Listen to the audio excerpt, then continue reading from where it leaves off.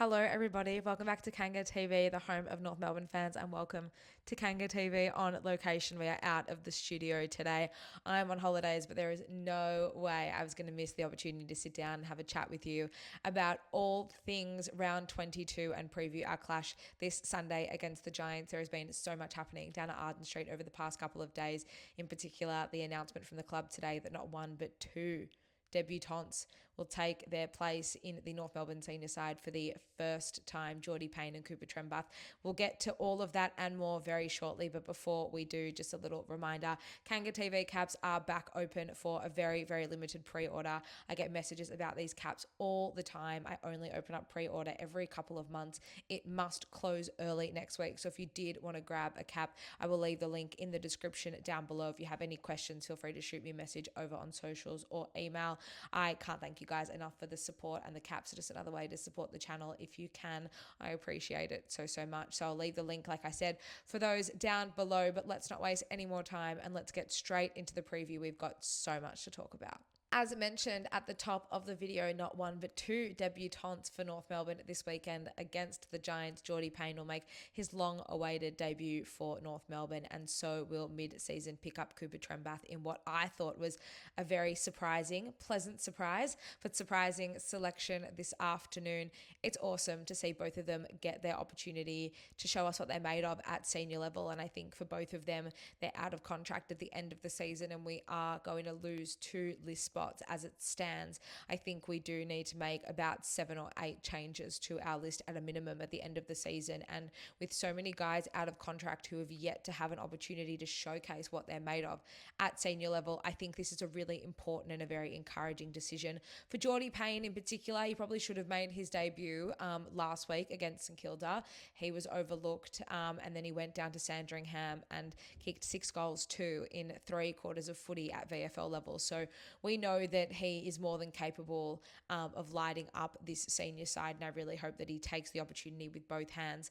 He also is so desperately in need of a player or any defensive blueprint in this senior side, and for Geordie Payne, he is the only player on our list this season, I believe, that has had over 100 tackles at either senior or reserves level. And like I said, for a side that's been lacking defensive blueprint just about this entire season, particularly higher up the ground, then I think it makes sense for him to come into this side. I hope he just brings all of that and more. He will be stepping in place of Paul Curtis, it seems, and while Paul Curtis is a big out of this side, I do think that Geordie Payne does have some attributes that could mirror what PC does bring to this side. I also really back in those around him in the likes of Cam Zerha and Jack Darling, Cooper Trembath as well, to be able to just show us what they're made of and to be able to give him the best environment to be able to perform. So I'm thrilled for Geordie, as I am thrilled for Cooper as well.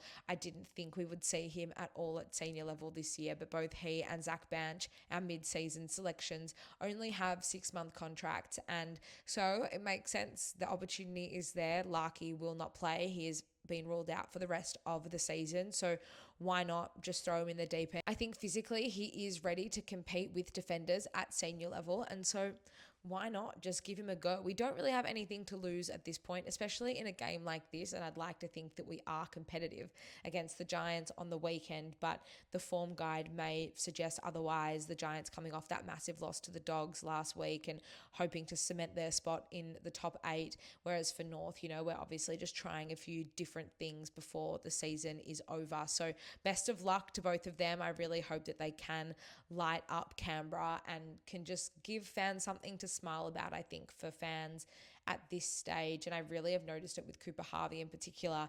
Any small glimpses of improvement, any small glimpses of appetite and hunger to win the ball, win their own footy, and just throw everything they've got at the opposition and leave no stone unturned.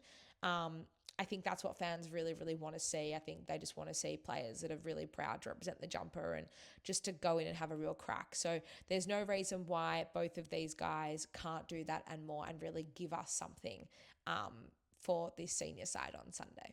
The two debutants will be joined by Bailey Scott and ruckman Tristan Xerri, who both returned to the senior side. X obviously finished with his 3-week suspension, comes straight back in. Bailey Scott, potentially one of those other players. I think there's been a few question marks around his future at the end of this year. He is still contracted, but he's struggled to really break into the senior side. It's crazy the change for Bailey Scott over the past 2 seasons. Just in 2023, he finished in the top 3 of our best and fairest. It's been really disappointing sort of to see the downfall and the drop off from him. So I really hope that he can, have a real crack and really just find some of his best footy back on that wing. I believe Zane Dersma has been named in the forward line, so that will open up that secondary wing spot for Bailey Scott to do whatever he needs to do. And then Tristan Xerri, we know how important he is to this side, and we know how badly we're missing him over the past 3 weeks. And while I think Brent Eagles really held his own, X is far and beyond not one of our best players, but also one of our best leaders out there, and we really were missing him. So it'll be great to have him back. The force changes, Zac Banch with injured ribs. I believe he could be out for the year. Nick Larkey, as I said before, also definitely season is over, which is just really, really unfortunate. But that PCL injury, there is no way we can flirt with fire. I think we just need to make the decision now, ice him, get him ready, and ready to go for next year as best as we possibly can. Paul Curtis serving a 1-week suspension. Robbie Hansen Jr. I thought he would stay in the side, but he has been omitted. I don't really have an opinion, I don't think, here or there. I do see the potential in Hansen Jr. in the medium to longer term, especially if he can put on a little bit more size and find ways to stay involved in games long enough. I know that he has been the sub more often than not this year, and so maybe that doesn't allow him to get going the way he needs to, but he's got to find a way to just hit the ground running when he does start, if he is the sub. So obviously we're going to be trying something different. I really hope that both Payne and Trembath do start on field on Sunday. I think it'd be a real shame to debut them as the sub the way Banch was a few weeks ago. I'd probably be looking at a Bailey Scott or even a Dylan Stevens. I think he's dropped off a little bit over the past few weeks as well, to start as sub and then give both those boys an opportunity to run at it. We've also made the decision to keep Bryn Teakle in this side, which I think is a really great decision. I've loved what I've seen from Bryn over the past few weeks in the absence of Xerri. He's held his own really well, but I also think marking, he's a great option for us up forward, and even as a tall option around the ground. So I think he's well deserved to hold his spot in that senior side. So let's just back him in and see what we're able to do. It's incredible to think that this is the first time since round 1 2024 that we have played the Giants. We've actually played Carlton 4 times since we last played the Giants, which is absolutely outrageous, and I don't know how the fixturing works. But the Giants, as I mentioned before, coming off a mega 80-something point loss to the Dogs under the roof at Marvel just last Thursday. No doubt they'll be looking to bounce back, and they're probably licking their lips looking at our lineup and thinking, yep, here's an opportunity for us to do it. We actually were pretty competitive against the Giants last year in our fixture. I think we only lost by about 7 goals. It was round 1, and I really do hope that we're able to find a way to stay in this game and be competitive with them. We have had a few close contests with the Giants over the past couple of seasons. We had a draw down in Tasmania. I think it was back in COVID, maybe 2021. I don't know how far we are as a side from then until now. But look, all you can really do is hope for the best. I think Richmond next week is probably the game that everyone's probably got one eye on at this point. I don't want us to look at this game and think it's not winnable and we're not going to be able to stay competitive whatsoever. But I do think that for all of us, we're kind of looking at that Richmond game thinking that's the game we got to win, and we got to win well. So hopefully we can put in a really entertaining and competitive performance against the Giants over the weekend. Hopefully those new guys are able to stamp themselves on this side and give us something to smile about as fans watching on from home, or those who are lucky enough to head over to Canberra over on Sunday. And finally in this team, Harry Sheezel will be captaining the North Melbourne Football Club for the first time this weekend in the absence of Captain Jai Simpkin and Vice Captain Nick Larkey. I think all of us see Shees as a captain of this football club in the future. I think a lot of us thought that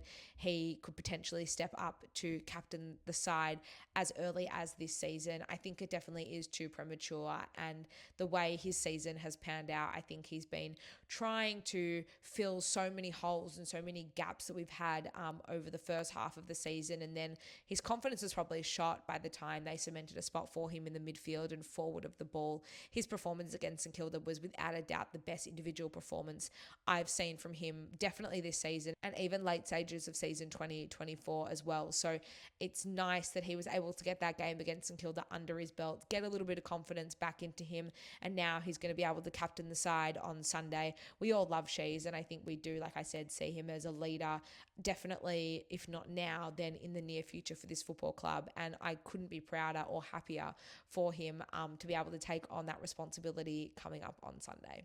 I might just keep it there, guys, short and sweet for this preview. How are you feeling ahead of our clash this Sunday against the Giants? Feel free to leave all of your thoughts in the comments down below.